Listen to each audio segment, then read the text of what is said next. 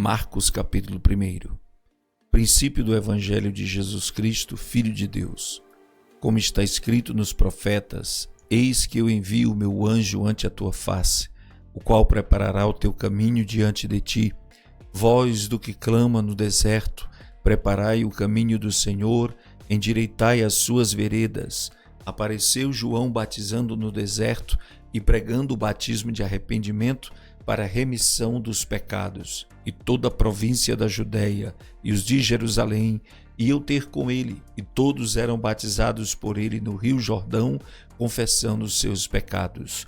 E João andava vestido de peles de camelo e com um cinto de couro em redor de seus lombos, e comia gafanhoto e mel silvestre. E pregava dizendo: após mim vem aquele que é mais forte do que eu, do qual não sou digno de, abaixando-me, desatar a correia das suas alparcas. Em verdade, tenho-vos batizado com água, ele, porém, vos batizará com o Espírito Santo. E aconteceu naqueles dias que Jesus, tendo ido de Nazaré da Galileia, foi batizado por João no Jordão. E logo que saiu da água, viu os céus abertos, e o Espírito que como pomba descia sobre ele. E ouviu-se uma voz dos céus que dizia: Tu és o meu Filho amado, em quem me comprazo. E logo o Espírito o impeliu para o deserto. E ali esteve no deserto 40 dias, tentado por Satanás, e vivia entre as feras, e os anjos o serviam. E depois que João foi entregue à prisão, veio Jesus para a Galileia pregando o evangelho do reino de Deus, e dizendo: o tempo está cumprido e o reino de Deus está próximo. Arrependei-vos e crede no evangelho. E andando junto do mar da Galileia, viu Simão e André, seu irmão, que lançavam a rede ao mar, pois eram pescadores. E Jesus lhes disse: vinde após mim, e eu farei que sejais pescadores de homens. E deixando logo as suas redes, o seguiram. E passando dali um pouco mais adiante, viu Tiago, filho de Zebedeu, e João, seu irmão, que estavam no barco, consertando as redes. E logo os chamou, e eles, deixando seu pai Zebedeu no barco com os jornaleiros, foram após ele. Entraram em Cafarnaum, e logo no sábado, indo ele à sinagoga, ali ensinava. E maravilharam-se da sua doutrina, porque os ensinava como tendo autoridade, e não como os escribas. E estava na sinagoga deles um homem com um espírito imundo, o qual exclamou, dizendo: ah, que temos contigo, Jesus Nazareno! Vieste destruir-nos? Bem sei que és o Santo de Deus. E repreendeu Jesus, dizendo: cala-te e sai dele. Então o espírito imundo, convulsionando-o e clamando com grande voz, saiu dele. E todos se admiraram a ponto de perguntarem entre si, dizendo: que é isto? Que nova doutrina é esta? Pois com autoridade ordena aos espíritos imundos e eles lhe obedecem. E logo correu a sua fama por toda a província da Galileia. E logo saindo da sinagoga, foram à casa de Simão e de André, com Tiago e João. E a sogra de Simão estava deitada com febre, e logo lhe falaram dela. Então, chegando-se a ela, tomou-a pela mão e levantou-a, e imediatamente a febre a deixou, e servia-os. E tendo chegado a tarde, quando já se estava pondo o sol, trouxeram-lhe todos os que se achavam enfermos e os endemoninhados, e toda a cidade se ajuntou à porta. E curou muitos os que se achavam enfermos de diversas enfermidades, e expulsou muitos demônios, porém não deixava falar os demônios, porque o conheciam. E levantando-se de manhã muito cedo, fazendo ainda escuro, saiu e foi para um lugar deserto, e ali orava. E seguiram-no Simão e os que com ele estavam, e achando-o lhe disseram: todos te buscam. E ele lhe disse: vamos às aldeias vizinhas, para que eu ali também pregue, porque para isso eu vim. E pregava nas sinagogas deles por toda a Galileia, e expulsava os demônios. E aproximou-se dele um leproso que, rogando-lhe e pondo-se de joelhos diante dele, lhe dizia: se queres, bem podes limpar-me. E Jesus, movido de grande compaixão, estendeu a mão e tocou-o e disse-lhe: quero, ser limpo. E tendo ele dito isto, logo a lepra desapareceu e ficou limpo. E advertindo-o severamente, logo o despediu. E disse-lhe: olha, não digas nada a ninguém. Porém vai, mostra-te ao sacerdote e oferece pela tua purificação o que Moisés determinou para lhe servir de testemunho. Mas tendo ele saído, começou a pregoar muitas coisas e a divulgar o que acontecera, de sorte que Jesus já não podia entrar publicamente na cidade, mas conservava-se fora em lugares desertos, e de todas as partes iam ter com ele. Marcos capítulo 2. E alguns dias depois entrou outra vez em Cafarnaum, e soube-se que estava em casa. E logo se ajuntaram tantos que nem ainda nos lugares junto à porta cabiam, e anunciava-lhes a palavra. E vieram ter com ele, conduzindo um paralítico trazido por 4. E não podendo aproximar-se dele por causa da multidão, descobriram o telhado onde estava, e fazendo um buraco, baixaram o leito em que jazia o paralítico. E Jesus, vendo a fé deles, disse ao paralítico: Filho, perdoados estão os teus pecados. E estavam ali assentados alguns dos escribas que arrazoavam em seus corações, dizendo: Por que diz este assim blasfêmias? Quem pode perdoar pecados senão Deus? E Jesus, conhecendo logo em seu espírito que assim arrazoavam entre si, lhes disse: Por que arrazoais sobre estas coisas em vossos corações? Qual é mais fácil, dizer ao paralítico: estão perdoados os teus pecados, ou dizer-lhe: levanta-te, toma o teu leito e anda? Ora, para que saibais que o Filho do Homem tem na terra poder para perdoar pecados, disse ao paralítico: a ti te digo, levanta-te, toma o teu leito e vai para a tua casa. E levantou-se e, tomando logo o leito, saiu na presença de todos, de sorte que todos se admiraram e glorificaram a Deus, dizendo: nunca tal vimos. E tornou a sair para o mar, e toda a multidão ia ter com ele, e ele os ensinava. E passando, viu Levi, filho de Alfeu, sentado na alfândega, e disse-lhe: segue-me. E levantando-se, o seguiu. E aconteceu que, estando sentado à mesa em casa deste, também estavam sentados à mesa com Jesus e seus discípulos muitos publicanos e pecadores, porque eram muitos e o tinham seguido. E os escribas e fariseus, vendo-o comer com os publicanos e pecadores, disseram aos seus discípulos: por que come e bebe ele com os publicanos e pecadores? E Jesus, tendo ouvido isto, disse-lhes: os sãos não necessitam de médico, mas sim os que estão doentes. E eu não vim chamar os justos, mas sim os pecadores ao arrependimento. Ora, os discípulos de João e os fariseus jejuavam, e foram e disseram-lhe: por que jejuam os discípulos de João e os dos fariseus, e não jejuam os teus discípulos? E Jesus disse-lhes: podem porventura os filhos das bodas jejuar enquanto está com eles o esposo? Enquanto tem consigo o esposo, não podem jejuar. Mas dias virão em que lhes será tirado o esposo, e então jejuarão naqueles dias. Ninguém deita remendo de pano novo em roupa velha.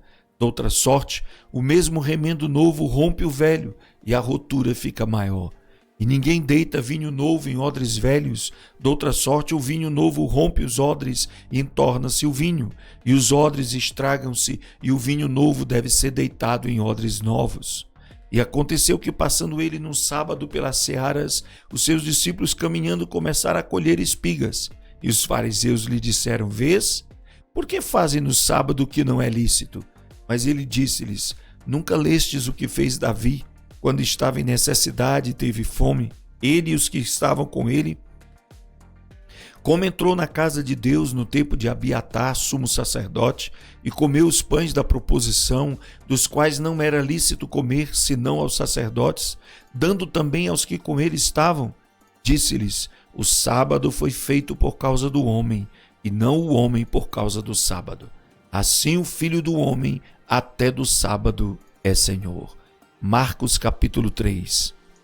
E outra vez entrou na sinagoga, e estava ali um homem que tinha uma das mãos mirrada, e estavam observando se curaria no sábado para o acusarem.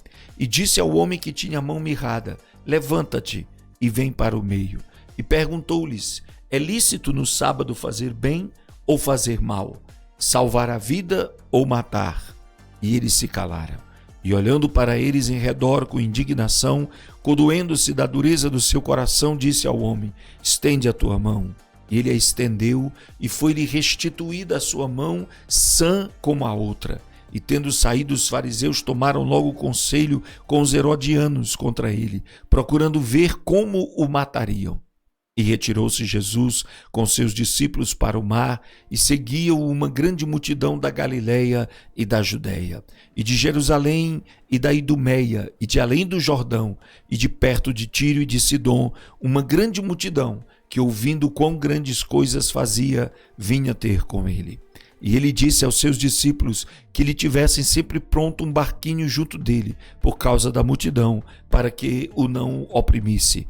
Porque tinha curado a muitos de tal maneira que todos quantos tinham algum mal se arrojavam sobre ele para lhe tocarem. E os espíritos imundos, vendo-o, prostravam-se diante dele e clamavam, dizendo: Tu és o Filho de Deus. E ele os ameaçava muito para que não o manifestassem. E subiu ao monte, e chamou para si os que ele quis, e vieram a ele. E nomeou 12 para que estivessem com ele e os mandasse a pregar, e para que tivessem o poder de curar as enfermidades e expulsar os demônios. A Simão, a quem pôs o nome de Pedro, e a Tiago, filho de Zebedeu, e a João, irmão de Tiago, aos quais pôs o nome de Boanerges, que significa filhos do trovão, e a André, e a Filipe, e a Bartolomeu, a Mateus, a Tomé e a Tiago, filho de Alfeu, e a Tadeu, a Simão o cananita, e a Judas Iscariotes, o que o entregou. E foram para uma casa, e afluiu outra vez a multidão, de tal maneira que nem sequer podiam comer pão. E quando os seus ouviram isto, saíram para o prender, porque diziam: está fora de si. E os escribas que tinham descido de Jerusalém diziam: tem Beelzebu, e pelo príncipe dos demônios expulsa os demônios. E chamando-os a si, disse-lhes por parábolas: como pode Satanás expulsar Satanás? Se um reino se dividir contra si mesmo, tal reino não pode subsistir. Se uma casa se dividir contra si mesma, tal casa não pode subsistir.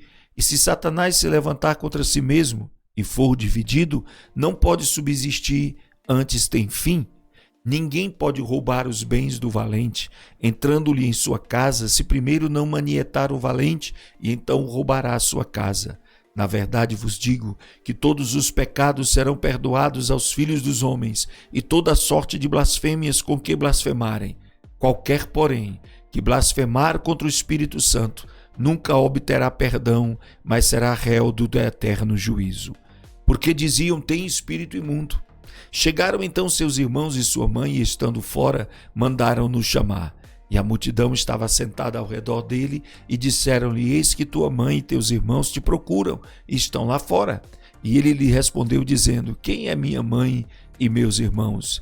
E olhando em redor para os que estavam assentados junto dele, disse: eis aqui minha mãe e meus irmãos. Porquanto qualquer que fizer a vontade de Deus, esse é meu irmão, e minha irmã, e minha mãe. Marcos capítulo 4.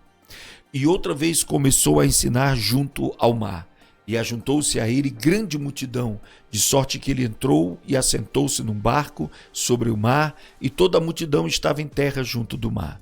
E ensinava-lhes muitas coisas por parábolas, e lhes dizia na sua doutrina: ouvi, eis que saiu o semeador a semear. E aconteceu que, semeando ele, uma parte da semente caiu junto do caminho, e vieram as aves do céu e a comeram. E outra caiu sobre pedregais, onde não havia muita terra, e nasceu logo, porque não tinha terra profunda. Mas saindo o sol, queimou-se, e porque não tinha raiz, secou-se. E outra caiu entre espinhos, e crescendo os espinhos, a sufocaram, e não deu fruto.